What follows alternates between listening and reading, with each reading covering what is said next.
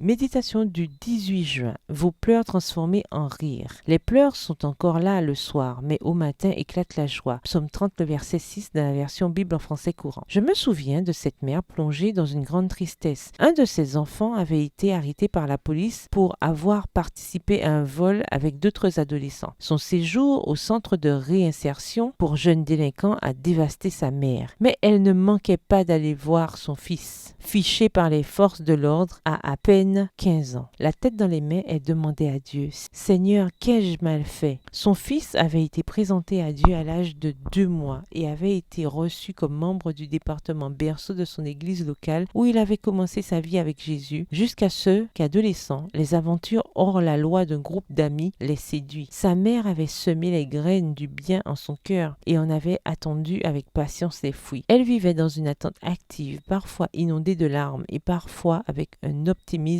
naissant. Lors de mes rencontres avec elle, la question que je lui posais était toujours la même. « Comment va ton fils ?» Sa réponse était toujours « Il est entre les mains de Dieu ». Nous sommes tous entre les mains de Dieu. Mère, enfants, petits-enfants, époux. Une mère selon le cœur de Dieu ne cesse de prier pour ses enfants quand le troupeau qui lui a été confié s'écarte du droit chemin. Elle continue à aimer d'un amour inconditionnel l'enfant qui est perdu, à alimenter ses forces physiques, spirituelles et émotionnelles en s'abreuvant à la source infinie qui coule du cœur de Dieu. Elle sait et a confiance en ce que celui qui a commencé en vous une œuvre bonne en poursuivra l'achèvement jusqu'au jour du Christ Jésus. Philippiens 1, le verset 6. Un matin, l'église était sur son 31. Un bébé allait être présenté au Seigneur. J'ai regardé attentivement, tentant de reconnaître les parents. Et c'est alors que j'ai senti sur mon épaule un contact chaud, accompagné d'une petite voix émue qui m'a dit « C'est mon garçon ». Je l'ai regardé, étonné. Cet adolescent rebelle était le père d'un beau bébé et il s'était engagé à le conduire aux pieds de Jésus. Si un de vos proches s'est écarté du chemin, vous pouvez pleurer, mais continuez à faire confiance et à implorer. Vos pleurs d'aujourd'hui se transformeront en joie demain. Bonne journée, que l'Éternel vous bénisse.